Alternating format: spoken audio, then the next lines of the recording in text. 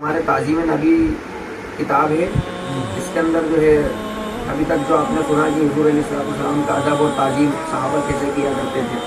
اب آگے یہ موضوع ہے کہ حضور صلی اللہ علیہ وسلم کی جو اولاد ہے ان کا ادب، رسول اللہ صلی اللہ علیہ وسلم کی تعظیم میں یہ بھی ہے کہ آپ کی اولاد جن کا سلسلہ حضرت فاطمہ زہرا رضی اللہ تعالیٰ عنہ سے جاری ہوا ان کی بھی تعظیم کی جائے۔ اس لیے صحابہ دین کے بڑے بڑے امام اور تمام حضرات جو پیارے مصطفیٰ صلی اللہ علیہ وسلم سے سچی محبت رکھتے تھے ہمیشہ آپ کی اولاد کی تعظیم کرتے رہے۔ پہلی بات، علامہ ابن حجر اسقلانی رحمۃ اللہ علیہ لکھتے ہیں کہ حضرت امام حسین رضی اللہ تعالیٰ عنہ نے فرمایا کہ میں اپنے بچپنے کے زمانے میں حضرت عمر فاروق رضی اللہ تعالیٰ عنہ کے پاس گیا، وہ ممبر پر خطبہ دے رہے تھے،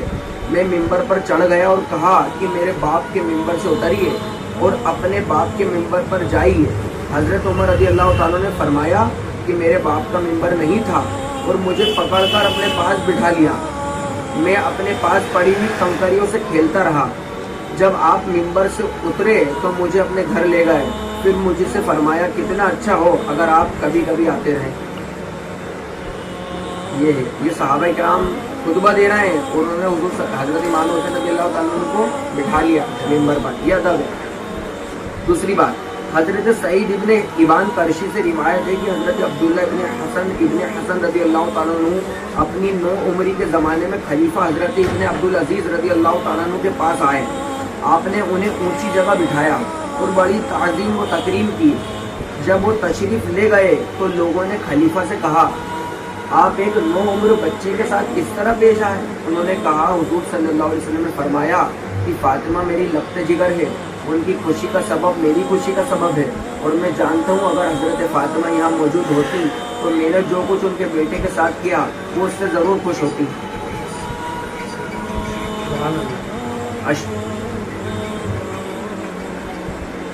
حضرت شیخ ادوی اپنی کتاب مشارق الانوار میں لکھتے ہیں کہ شہر بلخ کے ایک علوی کا انتقال ہو گیا، شہر بلخ کے ایک علوی کا انتقال ہو گیا جو ان کی بیوی سمرقند چلی گئی، ساتھ میں چند بیٹیوں کو بھی جن کو انہوں نے مسجد میں بٹھا دیا، تو خود جا کر انہوں نے شہر کے رئیس سے ملاقات کی اور اس سے اپنا حال زار بیان کیا، مگر مسلمان ہونے کے باوجود اس نے کوئی توجہ نہیں کی اور یہ کہا کہ اپنے علوی ہونے پر گواہ پیش کرو، مطلب علوی حضرت علی رضی اللہ عنہ کی اولادوں میں سے تھے، تو اس نے کہا کہ اپنے علوی ہونے پر گواہ، مطلب دلیل دو کہ تم علی ہو، علوی ہو، علی کی اولادوں میں سے ہو، گواہ دو، سید ہو، یہ مطلب دلیل مانگ رہے ہیں، علوی ہونے پر گواہ پیش کرو۔ وہاں سے مایوس ہو کر وہ شہر کے محافظ کے پاس گئیں جو مجوسی آگ کا پوجنے والا تھا، اس نے آپ کی اور آپ کی بیٹیوں کی بڑی تعظیم و تکریم کی، جس کی برکت سے مجوسی کا پورا گھر مسلمان ہو گیا۔ رات کے وقت خواب میں سرکار اقدس صلی اللہ علیہ وسلم نے شہر کے رئیس سے منہ پھیر لیا اور شہر کے محافظ سے جنت کے ایک محل کی جانب اشارہ کرتے ہوئے فرمایا یہ محل تمہارے اور تمہارے گھر والوں کے لیے ہے اور تم لوگ جنتی ہو۔ چوتھی بات، حضرت ابو محمد فاسی رحمۃ اللہ علیہ بیان فرماتے ہیں کہ میں مدینہ طیبہ کے بعض حسینی سیدوں سے دشمنی رکھتا تھا، اس لیے کہ مجھے معلوم تھا کہ وہ سنت کے خلاف کام کرتے ہیں۔ میں ایک دن حضور صلی اللہ علیہ وسلم کی مسجد میں روضہ مبارک کے سامنے سو گیا، مجھے خواب میں نبی اکرم صلی اللہ تعالیٰ علیہ وسلم کی زیارت ہوئی، حضور نے مجھ سے فرمایا کیا بات ہے؟ میں دیکھتا ہوں کہ میری اولاد سے دشمنی رکھتے ہو۔ میں نے عرض کیا یا رسول اللہ صلی اللہ علیہ وسلم، خدا کی پناہ میں انہیں ناپسند نہیں رکھتا، مجھے سنت کے خلاف ان کا عمل ناپسند ہے۔ حضور صلی اللہ علیہ وسلم نے فرمایا کیا یہ فقہی مسئلہ نہیں ہے کہ نافرمان اولاد نسب سے الگ نہیں ہو جاتی؟ میں نے عرض کیا ہاں یا رسول اللہ، فرمایا یہ نافرمان اولاد ہے۔ حضرت ابو محمد فاسی فرماتے ہیں کہ جب میں سو کر اٹھا تو میرا دل بدل گیا، پھر میں ان میں سے جس کسی سے بھی ملتا ان کی خوب تعظیم و تکریم کرتا۔ تعظیم و توہین کا مدار، یہ بات علم والوں کے نزدیک مانی ہوئی ہے کہ جس طرح قسم کا دارومدار عرف پر ہے، اسی طرح تعظیم و توہین کا مدار بھی عرف پر ہی ہے۔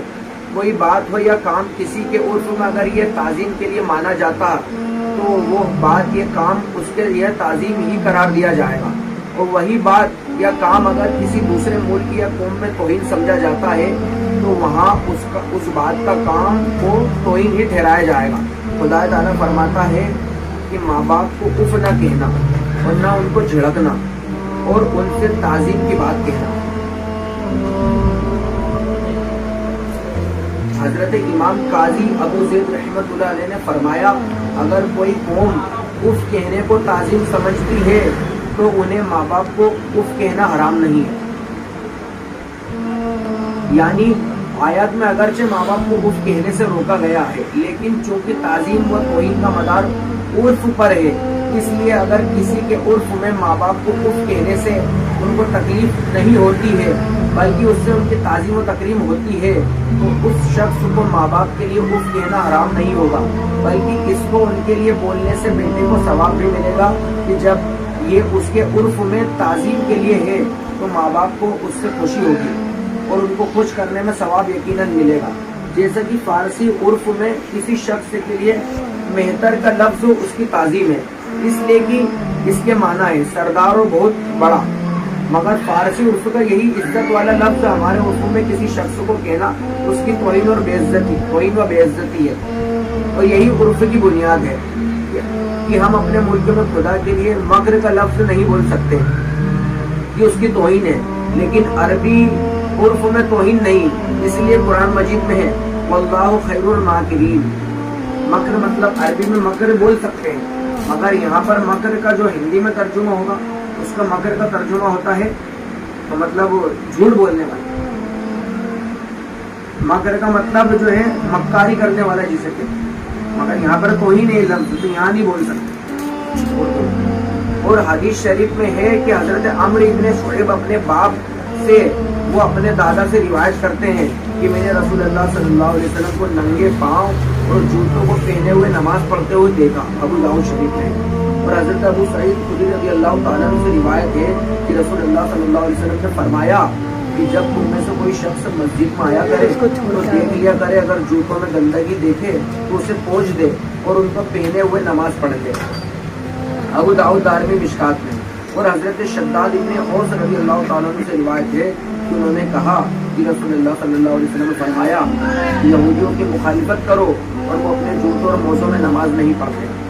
ان حدیثوں سے معلوم ہوا کہ جوتا پہنے ہوئے مسجد میں جا کر نماز پڑھنا جائز ہے کہ حضور صلی اللہ علیہ وسلم نعلین جوتے کے ساتھ نماز ادا کرتے تھے، بلکہ صحابہ یہ پوری بات سننا جب سمجھ میں آئے گی، بلکہ صحابہ رضی اللہ تعالیٰ عنہ کو حکم فرمایا کہ جوتے پہن کر نماز پڑھو، مگر یہ عرب کا عرف ہے، مگر یہ رواج، عرف کہتے ہیں رواج کو، ٹھیک ہے نا، یہ عرب کا رواج تھا، مگر یہ عرب کا عرف ہے، یعنی وہاں کا رواج تھا، رواج ہے کہ عرف ہے کہ مسجد میں جوتا پہن کر جانے سے اس کی توہین نہیں ہوتی، اس لیے مسجد حرام جو ساری دنیا کی مسجدوں میں سب سے زیادہ افضل اور سب سے زیادہ تعظیم و تکریم کے قابل ہے، آج بھی عرب اس میں جوتا پہن کر چلتے پھرتے نظر آتے ہیں اور اسے آداب مسجد کے خلاف نہیں سمجھتے ہیں، لیکن ہمارے عرفوں میں چونکہ جوتا پہن، ہمارے یہاں پر جو رواج ہے کیونکہ جوتا پہن کر مسجد میں آنا اس کی توہین ہے، ہمارے یہاں پر کوئی جوتا پہن کے آ جائے پکی مسجد میں یا نیچے والی مسجد میں اور وہ دلیل پیش کرے بھائی حدیث میں آیا ہے کہ جوتے پہن کے نماز پڑھو، تو ساری مسجد اس پر ٹوٹ پڑے گی کہ بھائی وہ حدیث اگرچہ پیش کر رہے ہیں، مگر لب یہود و نصارہ جب کیا کرتے تھے پہلے جوتے پہن کے،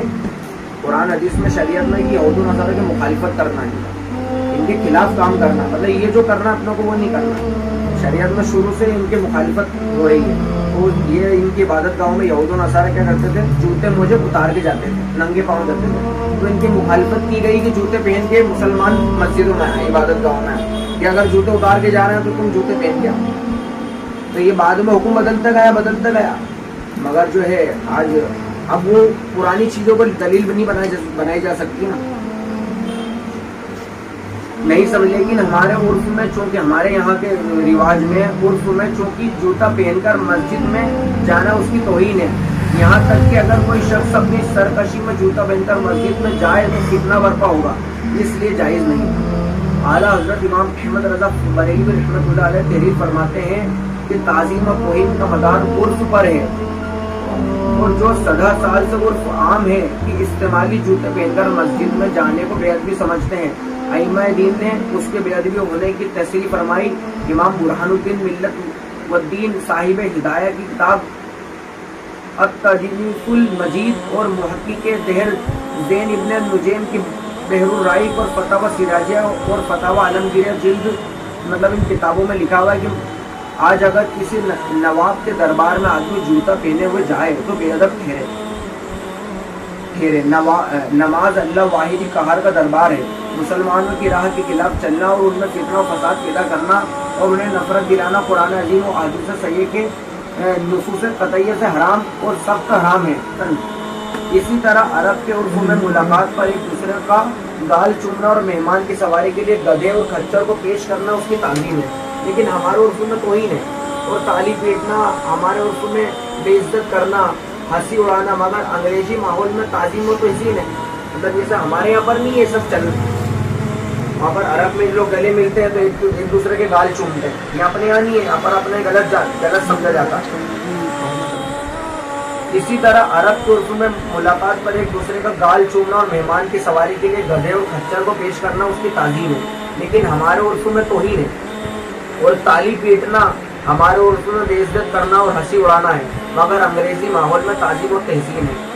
और अरबी स्कूलों के उर्फ में पढ़ने वालों का एक दर्जे में बैठा रहना और उस्तादों का तालीम देने के लिए एक दर्जा दूसरे दर्जा में जाना उनकी तौहीन है, लेकिन अंग्रेजी स्कूलों में तौहीन नहीं। ताज़ीम और तौहीन का मदार उर्फ पर है। इसकी मिसालों में से एक ये भी है कि अगर किसी मुल्क के उर्फ में कोई पेशा जलील माना गया है तो इज्जत वाले घराने की लड़की का उस पेशा वाले से निकाह करना उसके खानदान की तौहीन है। तो वही पेशा अगर किसी दूसरे मुल्क में इज्जत वाला समझा जाता है तो तौहीन नहीं। मतलब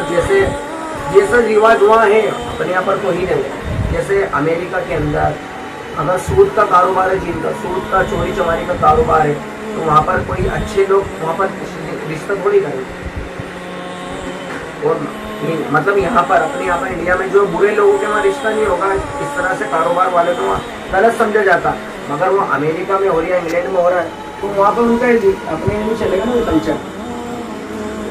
ऊपर की तमाम मिसालों से बात अच्छी तरह साबित हो गई कि ताज़ीम व तौहीन का मदार उर्फ पर है, और उर्फ में किसी की पैदाइश का दिन मनाना उसकी ताज़ीम और तकरीम है।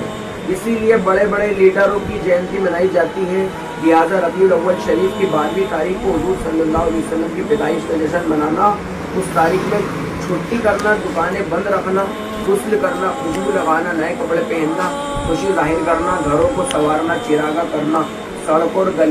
गलियों को कुमकुमों से सजाना, सड़कों पर गेट बनाना, नारों के साथ जुलूस निकालना और मिलाद शरीफ करना सब जायज़ है कि हुजूर सल्लल्लाहु अलैहि वसल्लम की ताज़ीम है। और हुजूर सल्लल्लाहु अलैहि वसल्लम की ताज़ीम का जायज़ होना कुरान व हदीस और दीन के बड़े बड़े इमामों की बातों और उनके कामों से साबित है। और जब दारुल उलूम देवबंद व नदवतुल उलमा लखनऊ का जश्न मनाना जायज़ है तो हुजूर सल्लल्लाहु अलैहि वसल्लम की पैदाइश का जश्न मनाना ज़रूर जायज़ है। यहीं से मसला भी जाहिर हो गया कि जिस मुसल्ले में काबा शरीफ या गुंबद खजरा का नक्श हो उस पर नमाज पढ़ना उनकी बेअदबी नहीं है, इसलिए कि ये हमारे उर्फ में तौहीन नहीं है, बशर्ते कि सजदे की जगह में हो, पैरों की जगह में ना हो। इसलिए कि सजदे की जगह ताज़ीम की जगह है और पैरों की जगह तौहीन की जगह। तो जहाँ नमाज हमारे यहाँ होती है, अगर उसका गुंबद खजरा काबा शरीफ का फोटो लगा है तो जहाँ पर अपन सर सजदा करते हैं वो वहीं होना चाहिए, वहीं पर उसकी ताज़ीम है। अगर पाँव के करीब है तो ये तौहीन है। इसलिए अगर जानदार की तस्वीर सजदा करने की जगह में हो तो नमाज मकरूह तहरीमी होगी,